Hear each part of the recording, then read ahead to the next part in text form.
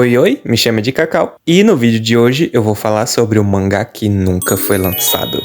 True Sin, ou Hontou no Tsumi, é uma obra shonen que conta a história de Hitomiya, um jovem adulto que por problemas financeiros deixado pelo seu pai no passado, acabou virando um morador de rua. E sem ninguém que realmente se importasse com ele, Hitomiya não tinha mais motivos para continuar vivo, então, como última forma de esperança, começou a rezar para um túmulo aleatório, procurando motivos para poder viver. E o que ele não sabia era que aquele túmulo foi o mesmo lugar que enterraram uma maldição de sangue muito poderosa. E isso acabou mudando totalmente sua vida após ela tomar conta do seu corpo. Então, né, parece uma história com um enredo chamativo e personagens memoráveis. O que podia dar de errado? O problema é que isso tudo foi feito por mim. E é uma piada.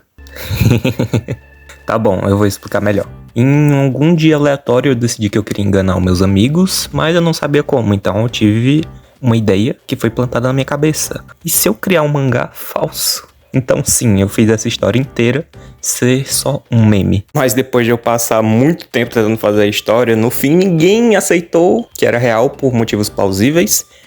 Menos a Manu. Depois que eu fiz isso, nunca mais resolvi expandir o projeto, mas ainda tenho guardado a história.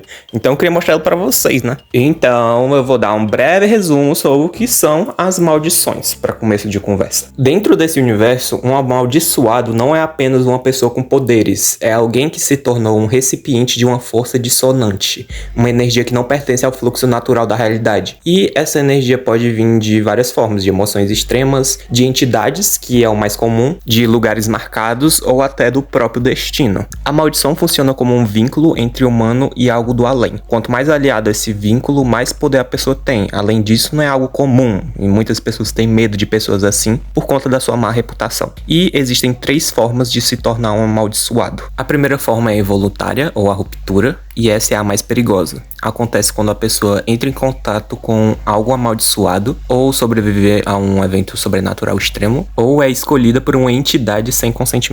Isso ocorre uma ruptura da alma, que a energia da maldição invade sem a preparação do corpo e do espírito. Os poderes surgem de forma caótica e descontrolada, e a pessoa pode até perder a identidade aos poucos. A maldição pode consumir o portador. Se a desarmonia for muito grande, a entidade toma controle total do indivíduo. Esse tipo de amaldiçoado é visto como uma falha do universo. A segunda é a forma convencional, que existe uma escolha, mesmo que motivada por desespero, curiosidade ou ganância, pode ser qualquer um. Aqui a pessoa aceita uma maldição fazendo um pacto, ou outra pessoa fazendo um pacto por ela, consciente ou não. Diferente da involuntária, aqui ocorre um acordo. O amaldiçoado consegue usar habilidades do domínio original da maldição de forma natural, podendo evoluir e aprender a controlar o poder normalmente. Esses 2 são os tipos mais comuns que existem. E o terceiro é a forma natural, que é conhecido como nascido do véu, e é a mais misteriosa, que é onde a pessoa já nasce amaldiçoada, mas a maldição fica dormente até ser despertada. A maldição não é uma invasora, ela é parte da essência da pessoa, tendo uma harmonia quase perfeita entre um humano e uma maldição. Mesmo nascendo amaldiçoado,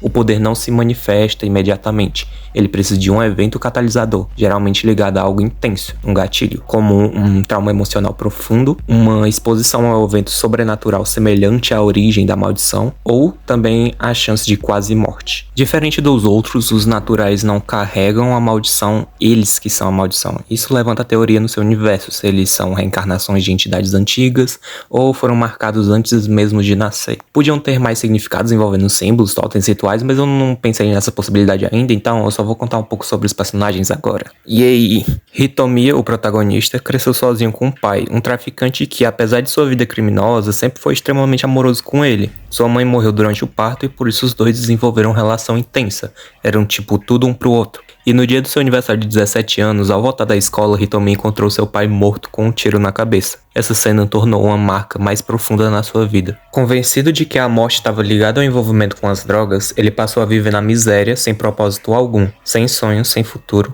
apenas sobrevivendo, até que encontrou um motivo, ainda que meio distorcido. Todos os dias ele passou a rezar diante de um túmulo aleatório, procurando uma razão para ainda continuar vivo. Depois de muitos anos fazendo isso, um idoso questiona sobre, mas ele não sabe dizer. Então o velho explica que aquele túmulo guardava uma antiga maldição de sangue, responsável por tragédias no passado. Agora, sabendo que ele sempre rezava para ela, o velho achou aquilo repugnante, e sem tentar excitar, ele tentou matar o Hitomiya com um tiro. tiro, mas no momento do disparo, algo desperta dentro dele, a maldição que já havia se alojado em seu corpo. O sangue dele se solidificou, reagindo instintivamente para proteger. Em um movimento brutal, o Hitomiya matou ele. Foi a primeira vez que ele percebeu o que ele havia se tornado.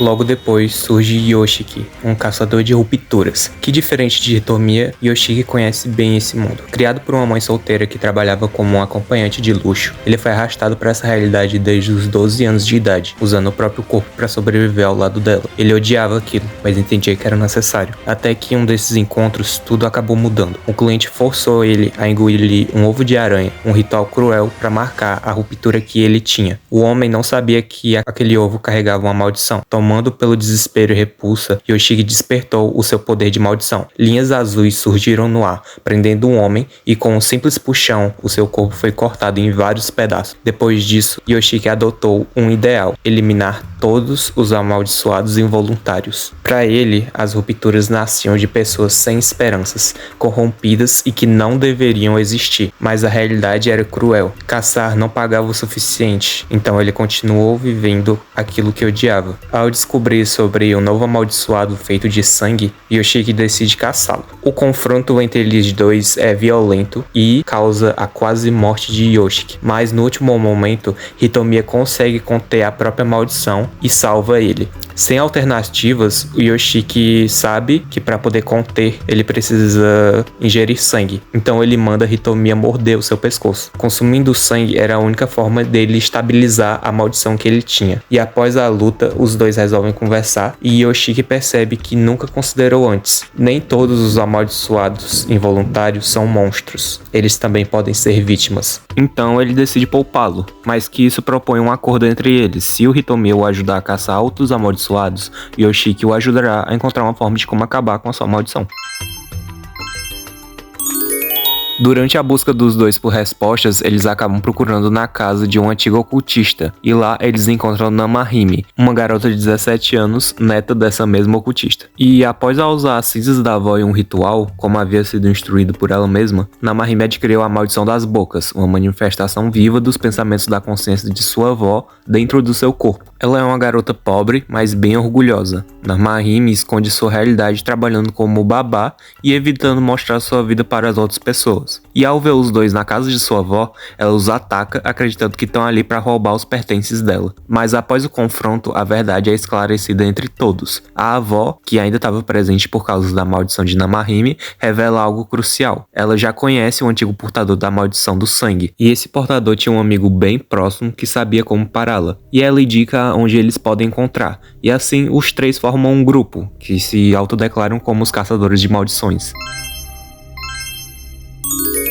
Antes de partirem, Namahime precisa levar consigo Shinji, o garoto que ela tá sendo babá naquela noite. Ele tem 10 anos e ama RPG e enxerga o mundo como se fosse uma grande guilda de aventureiros. Seu pai de verdade é um militar que acabou indo embora para uma guerra, mas ainda não voltou, e apenas lhe entregou uma chave em formato de botão que ele leva para todo lugar, presa em seu pescoço. E depois disso, sua mãe acabou se casando com outro homem. Então Shinji vive com ela e o seu padrasto abusivo, que faz comentários racistas sobre a sua aparência enquanto sua mãe ignora tudo. Sua forma de lidar com a dor é com uma chupeta que lhe deixa mais calmo, só que ele tem vergonha de poder usar ela, e Namahime é a única pessoa que faz ele se sentir seguro. Durante a missão, eles encontram um homem que foi indicado pela avó, mas algo estava de errado com ele, e ele na verdade também era um nascido do véu, e quando o nome do seu antigo amigo é mencionado, ele perde totalmente o controle e se transforma em uma criatura monstruosa. Uma batalha começa e Shinji, tentando ajudar, acaba sendo atingido quase fatalmente, e isso ativa sua maldição, porque ele também era um nascido do véu. Em um plano espiritual, Shinji usa sua chave para poder abrir uma porta, e ele troca de consciência com a criatura. No mundo real, seu corpo é atacado, enquanto a mente ainda está presa dentro do monstro, e durante o movimento, Namahime percebe e entende o que aconteceu, e guiado por isso, Shinji consegue recuperar o controle, retomando o próprio corpo e destruindo a criatura por si só. Depois disso, ele desenvolve as habilidades mentais muito poderosas, e em um momento de paz absoluta, utilizando a chupeta dele, ele acessa uma forma ainda mais perigosa. Acaba despertando uma entidade adormecida dentro de Shinji, mas seu corpo infantil não consegue aguentar ela por muito tempo. Nesse tempo, o começo da história já foi preenchida, já foi totalmente feita e não tem mais nada de tão interessante daqui pra frente, mas eu acabei introduzindo uma outra personagem que também vai ser importante no futuro.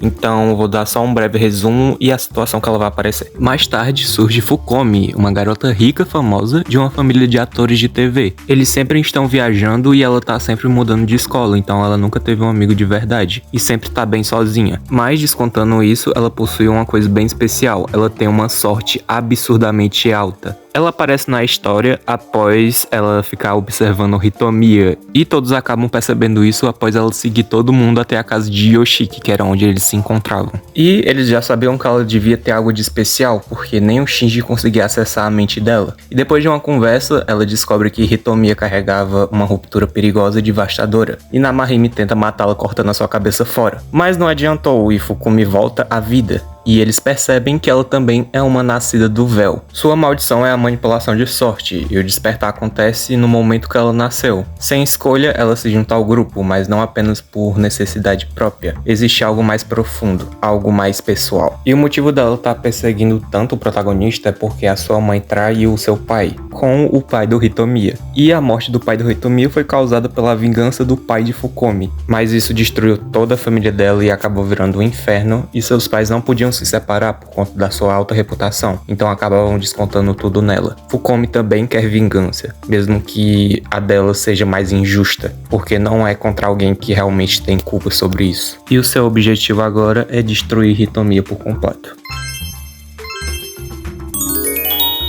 E como última coisa para introduzir, eu acabei fazendo alguns voice claims para os personagens principais, então fiquem com eles.